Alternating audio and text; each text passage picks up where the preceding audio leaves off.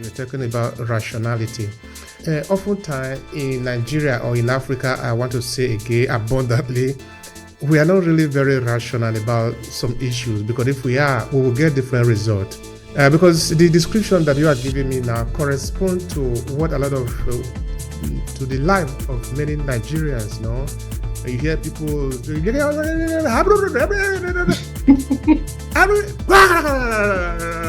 fire, fire, fire, fire.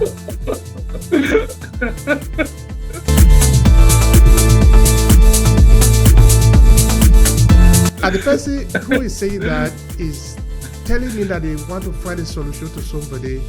And when you look at it, honestly speaking, that individual look like he's sick. He look like he's not well. Yeah. So how do I bring my problem for you to solve? So I don't, this is not something that is a kind of random.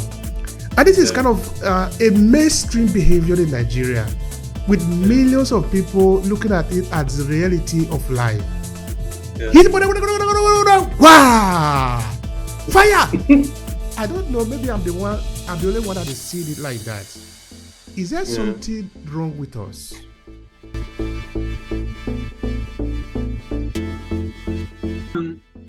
I always say that if you want to hide something from a Nigerian, put it in a book. Nigerians don't like reading. I think we like more of we like things when it's easy for us. So we like flexing. We like making jokes, which is okay, but never be ignorant. So much as possible, always try to read. Things like issues like mental health can't be solved only by kabashing, speaking in tongues. It's okay to do these things, but those things have its place.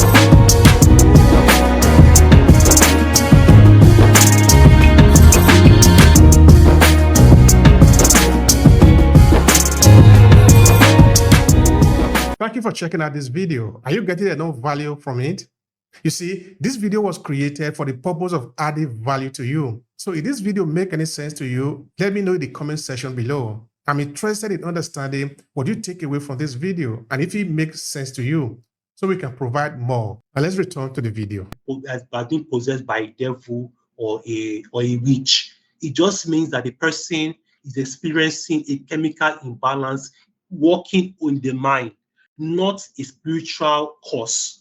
So that's the reason why mental health is taken seriously. Because if you go to your pastor will tell you fast, pray, read your Bible, speak in tongues, schizophrenia will disappear. That has its place. But speaking from a more rational angle and not an unrealistic angle, it's very important to take education, practice self-care exercises, visit a psychiatrist, a therapist, or a counselor that can lead you to the right materials that will help you to get better. Not fasting, not praying, not kabashing, not speaking in tongues. Though God can do his thing, but still you have to play your own part by taking your medication, by visiting a psychiatrist, by getting the help that you need. You can pray, it has its place, but in a more realistic angle. Please seek a medication. Please talk to a therapist, talk to a trusted friend that can lead you to the right resources, and your healing will get better. So that's what more Nigerians need to know. And that's the narrative right now. And that's the challenge right now, practicing as a counselor in Nigeria. So you're talking about rationality. Oftentimes in Nigeria or in Africa, I want to say again abundantly, we are not really very rational about some issues, because if we are, we will get different results. Because the description that you are giving me now corresponds to what a lot of, to the life of many Nigerians, no? You hear people, fire,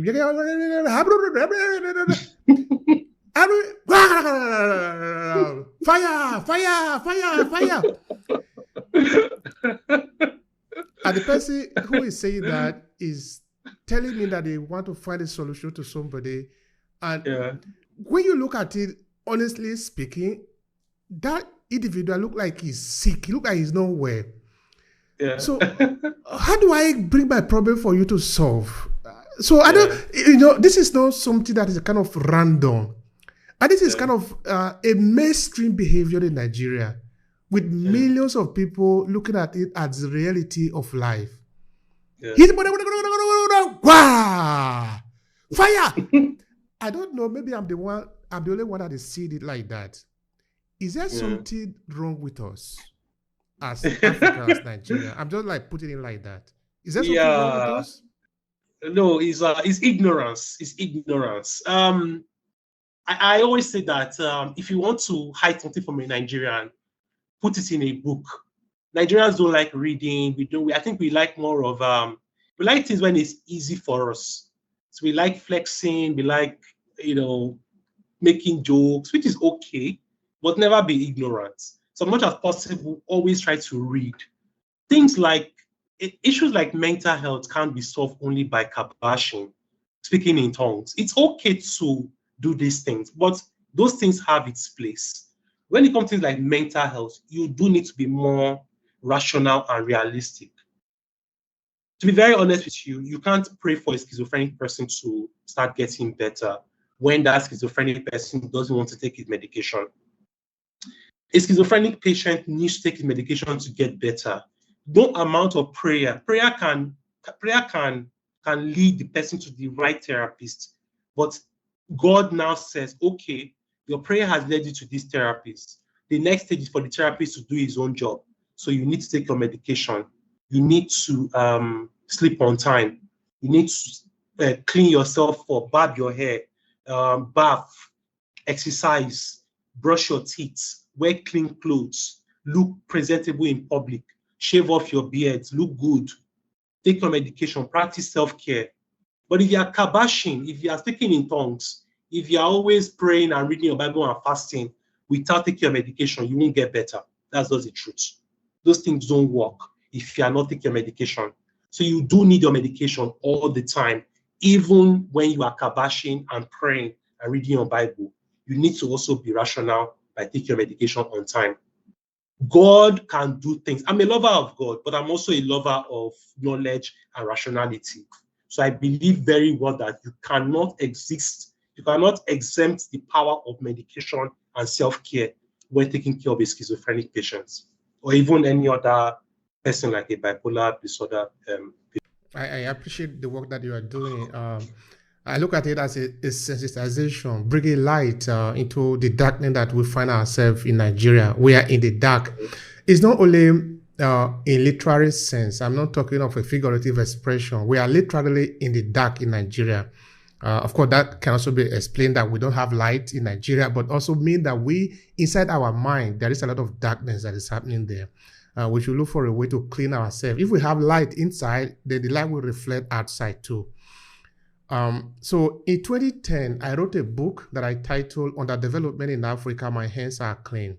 So in that book, the thesis of it was really like saying that we as Africans need to look for what is our responsibility in what is happening to us. We cannot simply blame it on other people and say, oh, we have suffered slavery, which is true. We have suffered new colonialism. That's so is true.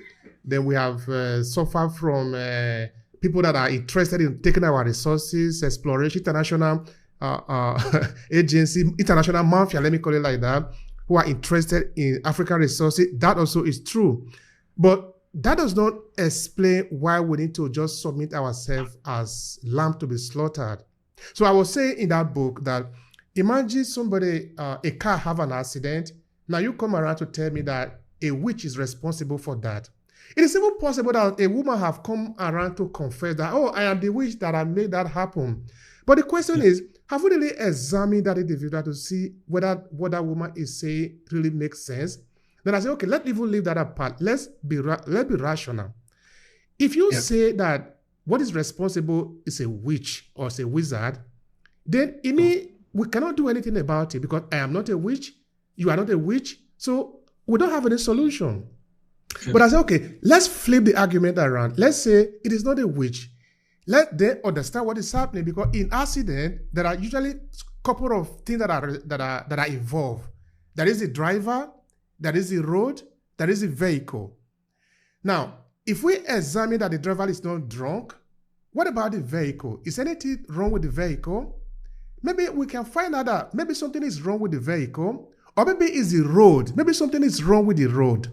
If we examine these three elements, we must find a solution to the problem, because we can examine the human being that is driving the car, whether the person is drunk or not. Hi, and thank you for checking out this short clip from Obehi Podcast. I'm Obehi Ituah, the host of the Obehi Podcast. This short clip was created from a full episode where we dive deep into this conversation. To see the entire video, all you need to do is to click on the link in the description of this video. Now, while you are there, I want to share something with you quickly. Are you a purpose-driven entrepreneur? Do you want to cut across the noise and attract the right audience, leveraging the power of storytelling?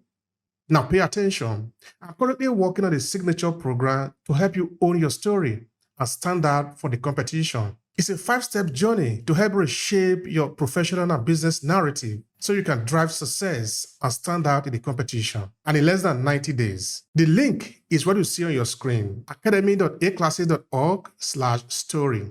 Now, this is what we have understood. Storytelling is the most powerful instrument that is known to man. And this is what this could mean to you. You could either choose to own your story and leverage it to amplify your message and whatever you represent in this world, or some other person could own that story.